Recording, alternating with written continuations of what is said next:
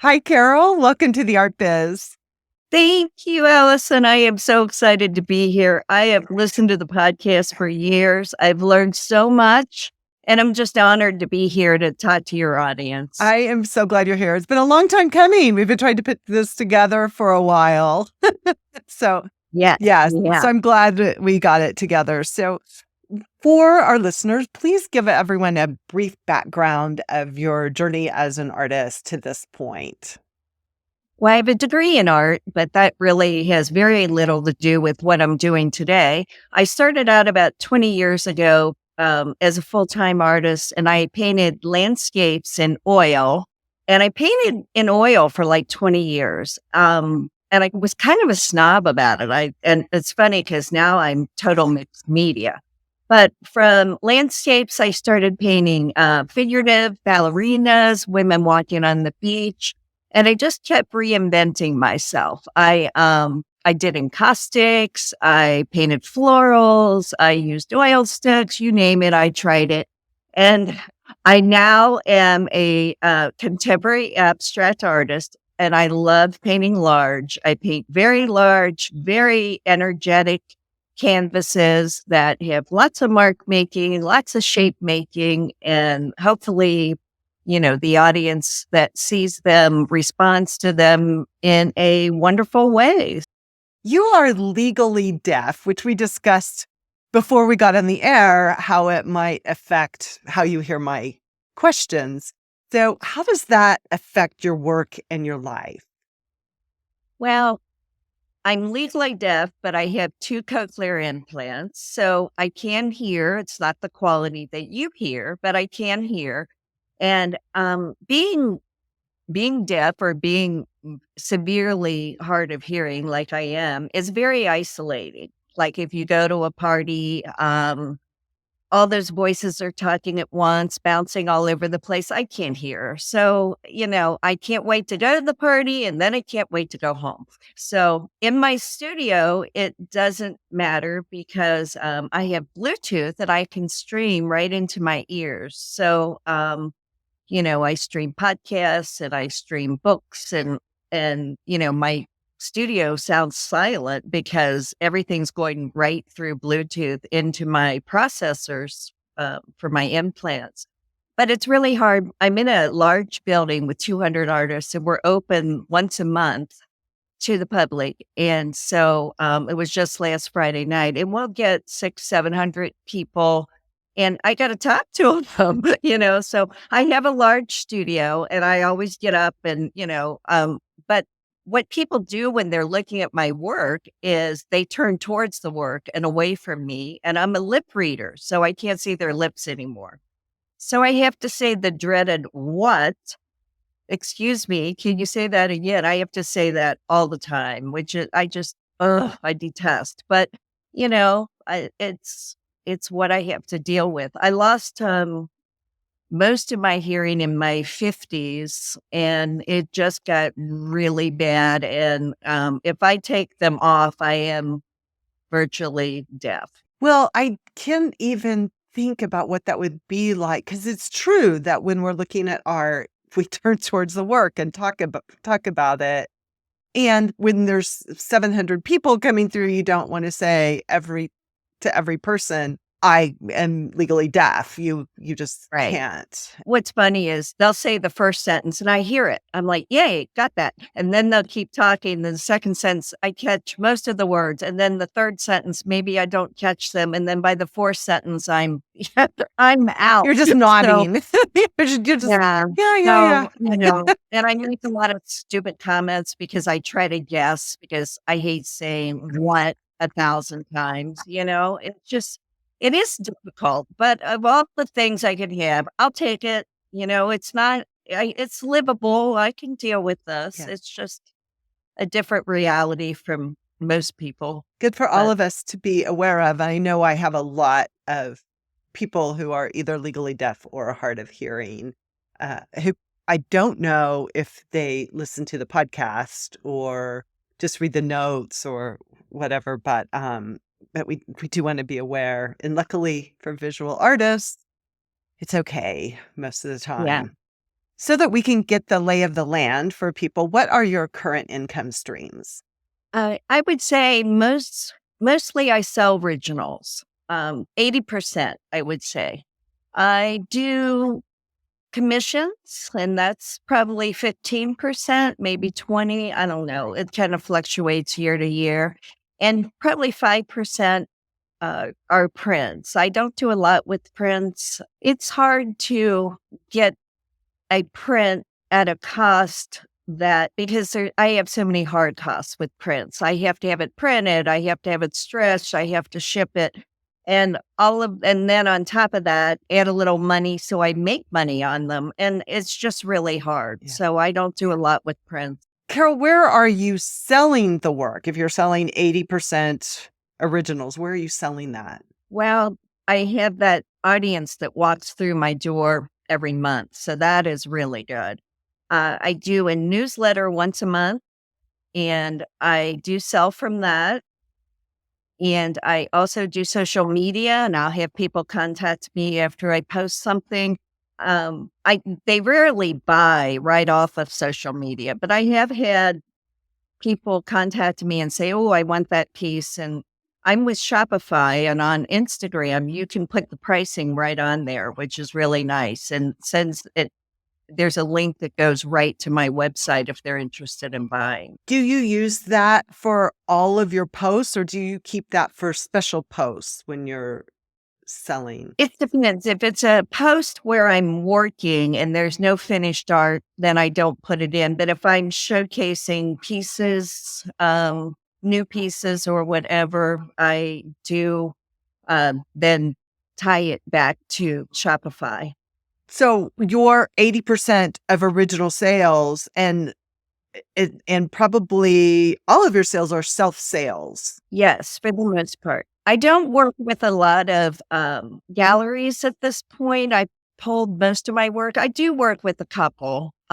Some galleries just know to contact me, look at my website, and if they need pieces for a client, they contact me. But I don't show at a lot of galleries. I found with galleries that they take the inventory. The system is kind of weird for art galleries because they get everything for free and they can ask for as much as they want, and artists are thrilled to do that, but it can sit in the back of a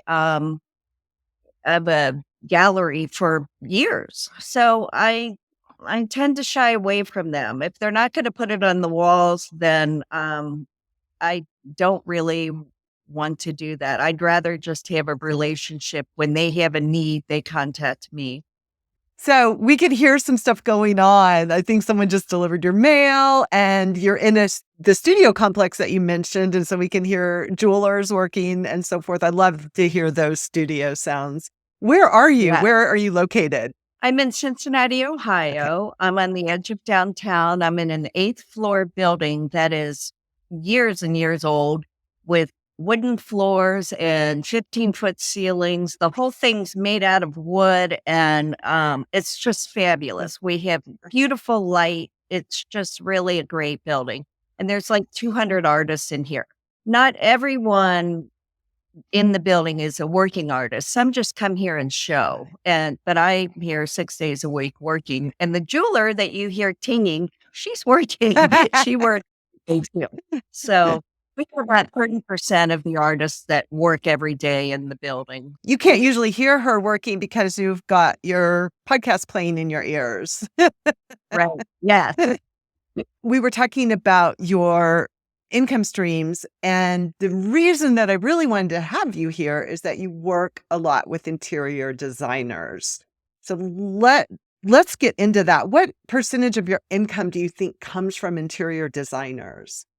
Not as much as I'd like. I wish it was higher. I would say about 30%. Okay. I work, either they see something and buy it for a client, or if they're local, they come in and shop.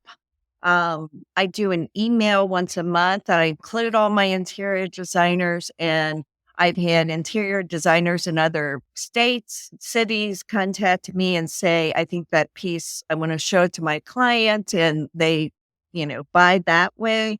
I've also done a lot of commissions for interior designers. Some have been kind of crazy. One I did, the woman and her husband had honeymooned in Rio de Janeiro or someplace like that. And they saw people salsa dancing. And they wanted a 48 by 60 painting of the two of them salsa dancing in with the backdrop of the cityscape of Rio de Janeiro with mountains in the background. She needed it to be in a red dress with fringe, and they both needed to be dancing salsa, and they had no pictures of that. So they sent me pictures of them salsa dancing, but they looked like, they weren't exactly professional dancers. So they didn't have the look you would want to see in a painting. They sent me the background pictures. I worked from like 10 photos to put all this together, and the red dress with the fringe and, all this stuff. It was really, and I did that one actually during the pandemic. So it was kind of fun because I had all the time in the world. But that's probably the most complicated one because they didn't have an image that they wanted painted. I had to put all these things together. The one good thing about commissions for people like that is they love that it's them. They see themselves and, they love it. Oh, I remember that, and so it's, even though it might not be a painting I would want to hang in my home, they love it. So it's just a different mentality with commissions like that. First of all, you would not think to market paintings of salsa dancers to interior designers. At least I wouldn't. So let's set that aside, put a pin in that. And then second of all, salsa dancing is not how you described your work at the No, beginning. And so a lot of artists that would be really annoying to them. But you did right, say that you did landscapes and figurative work in the past. What right. makes you want to take on a project like that that's so out of the way that you're used to working? And I agree. Let's say the word pandemic because it was a great thing to work on during the pandemic. Right now, I'm not sure I would take on such a commission because there's other people that do figurative and love it. And, it's not my cup of tea. You really have to decide if you have the time and the energy to put into a painting like that. If you're painting for a show or something, I would never take a commission like that. But I did have the time. We all had a lot of time. So, and, in years past, I've taken other commissions. I probably back then. So, but I have done where they bring me the samples of the fabric and they want 20% of the painting needs to be in this color. We want pops of color. I mean, there's lots of instruction that can happen. There are times when they say, just paint it. That doesn't happen very often. When it's a commission, whether it's through an interior designer or just through one of my clients, they get to say how it looks. I don't get to say how it looks. And that can really be challenging if you don't want to do what they want. So But that's a way that you don't mind working. I don't. If somebody says to me, oh, that's periwinkle blue and I need more of a teal, I change it. It's not my painting, it's their painting. So That's I just do what they need. I'm trying to wrap my head around that. And it's just, after doing this for so long and hearing from artists who are so annoyed by requests like that, this has it always been this way that you were okay with it?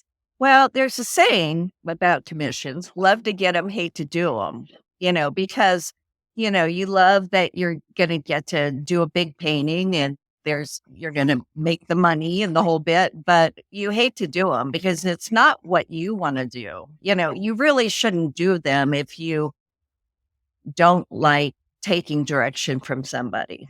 Yeah. I had one commission years ago that the woman, I think she was an engineer, and she wanted this was a landscape. She wanted the horizon line to be 23 inches from the bottom of the canvas. Can you imagine? I'm like, oh, it's just if you don't want to do what people want, and it's really funny because people bring me things and they'll say, "Oh, I'd love you to paint this." I'm like, "Look around. I don't paint dog portraits or whatever."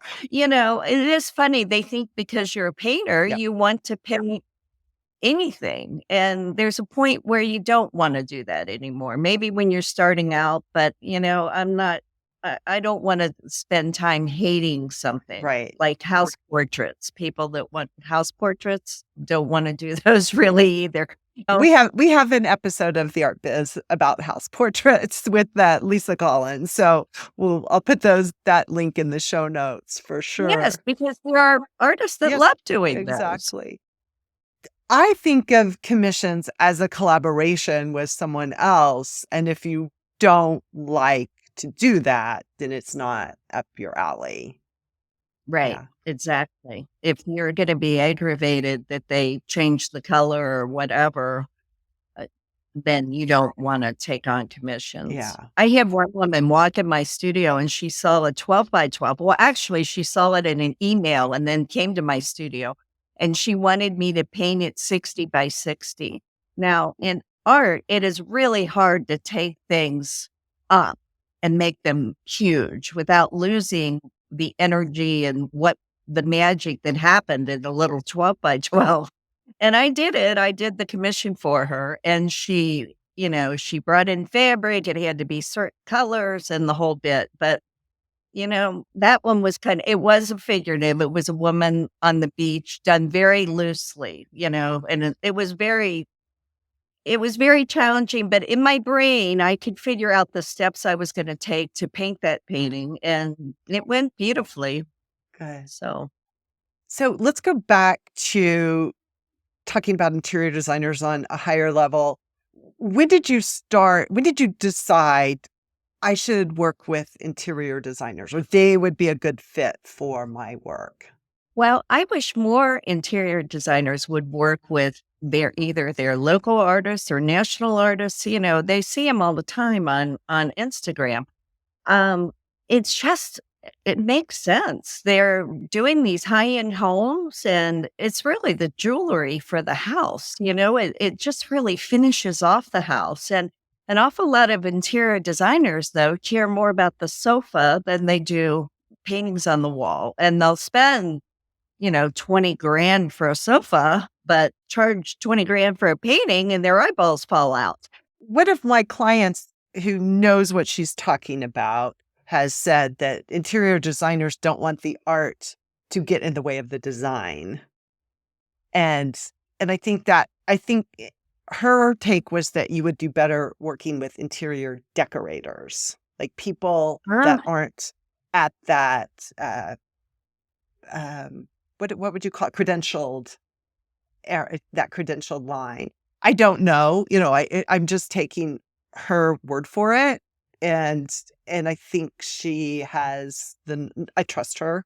So, Yeah. so I always, it just takes one interior designer to love your work for you to do well. So we do wish that more interior designers would understand that people do love to live with art. They want something beautiful on their walls or pedestals or niches or whatever they have. You told me you have a list of 2,000 interior designers. Is that something you have built up or did you buy it at first? I have worked on that list for years and years. When I see articles and somebody's placing art, and I can see the interior designer is actually, placing art, and I see the article in the magazine, I'll send them a note and congratulate them on the article and ask them if I can add them to my list and tell them I mail out once a month and, and I get permission that way. Or sometimes I leave it a little open-ended. I'll say, you don't want me to, email me back and let me know, and I won't put you on my list. But, and, they always have the ability to unsubscribe. But I have a good open rate. So, I try to just send out once a month. I try to make it interesting. I try to show them new work. When you find them and you reach out to them, you said you send a note. Is that an email? Oh, That's an yes. email. Mhm. And then in your database, what do you use to mail? What do you use to email? Oh, right now, I just switched. I'm on Go High Level, Oh, which is it's an all encompassing kind of thing. You can put courses on there. It's a big old got platform. it. I was using Flowdesk, which I love their templates. Okay. They have beautiful templates that I think are great for artists because they're very, very current, I want to say. And I can't do that with Go High Okay. Level. But Go High Level has other functions that I'm using. So right now my list is there. Okay. And so within your list, do you segment it so you know where who all the interior designers are? Yes, they're all tagged. Okay. And my list is also tagged with, people that have bought people, customers, commissions, all that kind of Got it. stuff. But my interior designers are all in one group. But a lot of times when I write my emails, I think, well, why not just send it to them? Because I usually do it around Final Friday, which is our open gallery walk here in the building. And I'll mention it at the end. If you're in Cincinnati, stop by. But I try to tell them other things beforehand. And sometimes it's not totally geared towards interior designers, but I send it to them anyway. I only mail once a month. I'm not one of those that you get 3 emails a day. And every time you open your email, there's another one. So I don't figure once a month is too hard to receive. So No. So how many people besides interior designers are on your list? I have another probably 2,000, an additional 2,000 of people that have either subscribed through my website or subscribed here in my studio. Okay. Is your newsletter that you send to everyone is your primary touch point for the interior designers also? You don't do anything separate for them? Not really. I would love to do more, but it's hard to when it's nationwide. I mean, there's so many out there that I'm always looking to add to my list and see, what I can do. I did do a mailing. I created a mailing for 20, but I can't say I had huge success with that. I mailed them an original print. I mailed them a print that was gallery wrapped, and it was just really beautiful and explained the whole way I work with interior designers, which I really haven't said. I give them 20% off of the list price. So they are making money with their client. They can mark it up 20% and sell it to their client.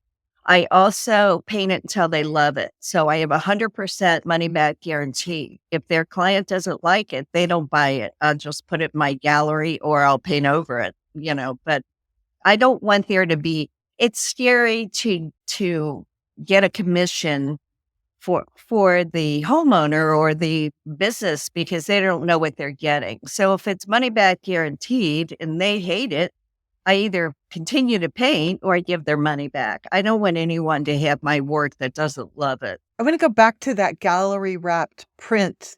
How many of those did you send out? I sent out 25 and it had a special printed box. I wish I had one sitting around, but I don't. And I sent it to 25 interior designers across the country.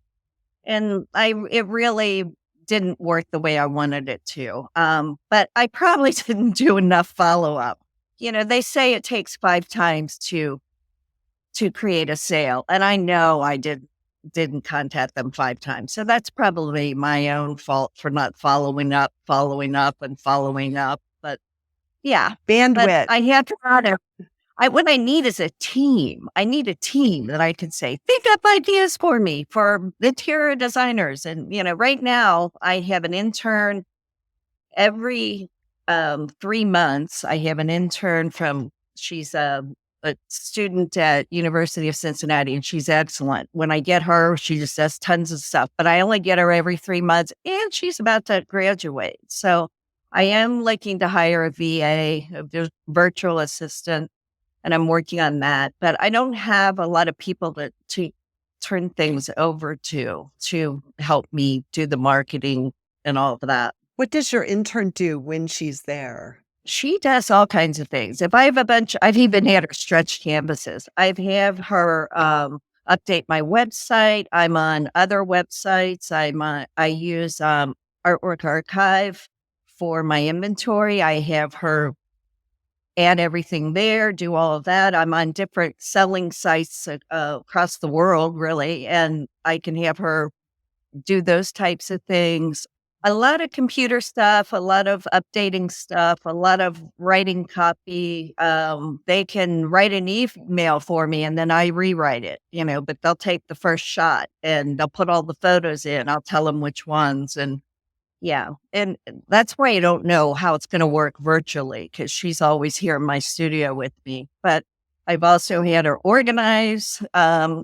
She just whatever I need. She's just excellent. Is she an art student?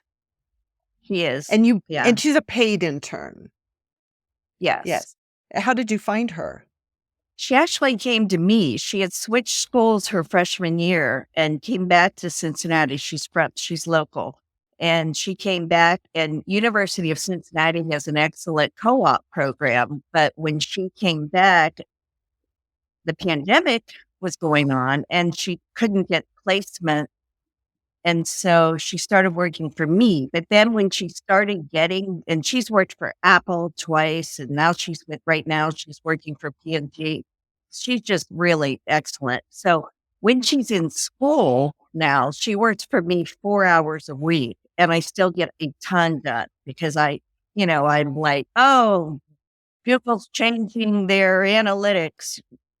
Figure that out for me, get mine updated, and she'll do all the background work to do all that. Anything like that I have, I just save and give to her. But so I only get her 4 hours a week, and that's while she's in school. So it's funny. I don't have one for 40 hours. I have before, and it's hard. Sometimes the art majors don't have the business background that you're looking for, and she absolutely does. She's just a dream. Yeah. So That's a very special circumstance. When I look Yeah. for an admin assistant, I say this is not for artists. If they understand that they have both sides going on, they'll go ahead and apply. But some people don't read that and they just see art. But I'm very clear that the admin part is not for artists. So that's why I don't have any 40-hour ones anymore because they just don't know. And I don't have time to teach them all the business sides. So well, the good thing about having an ongoing person is that you only have to train them one time, and then hopefully they'll help train you a little bit the rest of the way. I know that's the case with the people that I've worked with, so been really blessed that way. I'm wondering about like how you actually work with an interior designer. They give you their requirements. Do you talk with them on Zoom or the phone or anything? Or do you have a contract with them? bad at contracts. I should, but I don't. Mostly it's through email and text, really. They might ship up the colors for me, the fabrics, if there's a paint swatch or whatever. I've been known to paint my wall in my studio, the paint swatch of the room it's going in. Although I do have apps that can do that for me now. So, and I use an app. There's tons of apps out there that plot the artwork in the room. And I use one called Art Rooms, and I can upload the actual room that they're working on. I ask them to shoot it square, straight on, and send it to me, and I can drop artwork in there for them to see. So if they don't need to be here in person, I can estimate the size of the painting and drop it right in their room. So that's very helpful. And did you tell me that you do 2 paintings and let them choose? I do. A lot of times I'll do two. Right. It depends. Now, salsa dancing, you're getting one. Can't do two of those. But if it's an abstract or if I'd be happy to do two different things, and I'll just put the other one in my gallery. I'm fine. That excites me to do two, and I just work on them at the same time. When you say you'll put the other one in your gallery, what gallery are we talking about? Oh, I'm talking about my studio here that's open once a month. I'll put it on my website. Yeah, it's no problem to, Yes. I'm going to paint something that if it's an abstract, which a lot of my commissions are, then I'm going to paint something that I can put in my studio and on my walls and on my website and sell it that way. I hope that this is okay to ask you, but it's something that's really important to me. And since you don't have a contract, I have to ask you. The 20% off that you give them, do you tell them that they have to sell it to their clients for the full value? Because I always worry, and I know this happens with art consultants, that they're going to mark it up even more and they're going to, you don't care. Right. They have no control. Galleries do the same thing. Galleries will call me and say, "Oh, there's a designer on this, so I'm taking 20% off." You just got to let go of that. Well, unless you have it if in they your contract, I mean, that stuff's just in contracts, Carol. Yeah, and that's the bad part. I'm trusting that they're gonna do that. And sometimes I think they give it to them at cost. I mean, I think the opposite can happen too, Right, that they're not gonna mark it up. But right. I I just gotta let go of that because if they mark it up more, it's okay. I mean, I'm not telling them it's okay to do that, but I'm not going to, "Okay, I'll work on contracts." I have to say this for I benefit of my listeners. I want you to say the value so that you can control your pricing. And it, Right, it doesn't have to do, it doesn't have a lot to do with them making more than you, but I just want you to know what things are selling for. So that's why right. I want that in writing. So I have to say that being an art business coach, um, I want to talk briefly here at the end about how you use social media because you're really good at social media. Thank you. So you are always in Sweetheart, my feed. I have taken little short courses and, I try to stay up on what's going on. It's just another part of business these days. You've got to be doing social media. So I know how to edit videos and I just try to post. Sometimes my list isn't growing. It's funny with the algorithms and everything else. I don't know, but I'll get 47 new people and I'll lose 48, so I don't care about that. I'm fine.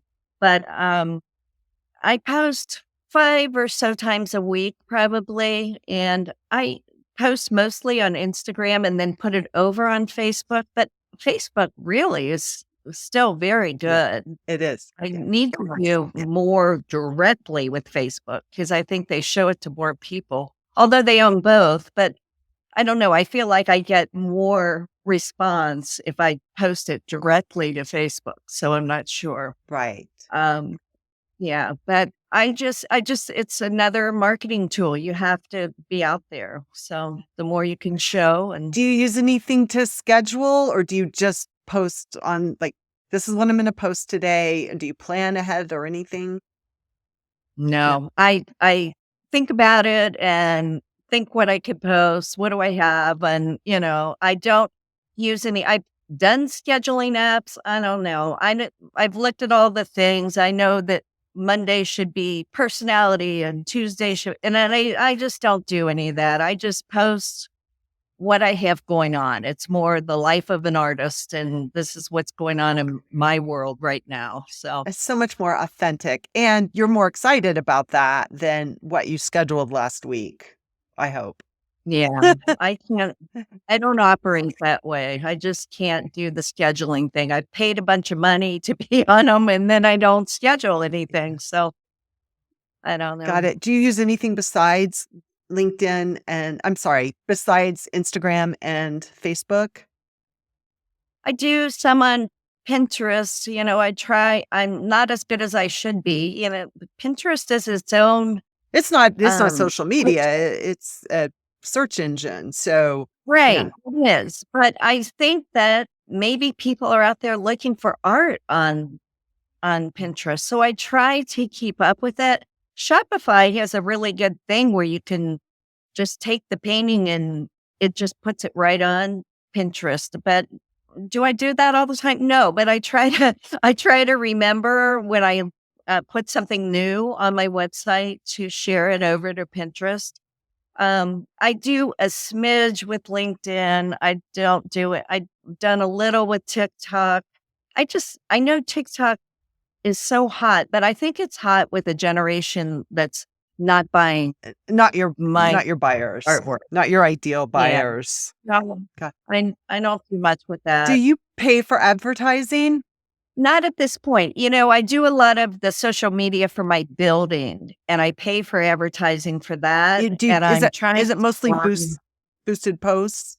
Facebook, they change it so often, it's so crazy, but, Facebook will do a lot of the work for you, and beyond I don't just boost posts. I'll create the audience that I want. Sometimes I let Facebook create and I try to see the difference in the two. And, Facebook will really feed you a lot of information if you attempt to figure it all out. So I plan on doing more Facebook advertising for me and not just the building. But right now I'm not. Got it. Last question. What's next for you?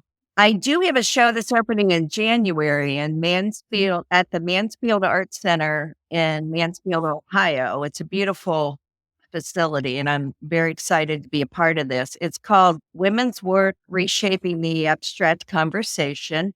There's 6 Ohio women in it, and it runs from January 21st to February 25th. And so that's coming. And then I'm about to launch a mastermind for professional artists, or for artists that want to be more professional. And that should be around January as well. It's going to be called Professional Artist Blueprint, and it'll be a 5-month intensive. It will be a tool for artists to become more professional and become business people and utilize all the things that's out there that they currently aren't using. Carol, thank you so much for sharing, especially the tips for interior designers. Now artists will know whether or not that's a good route for them. I so appreciate it. It was so great talking to you.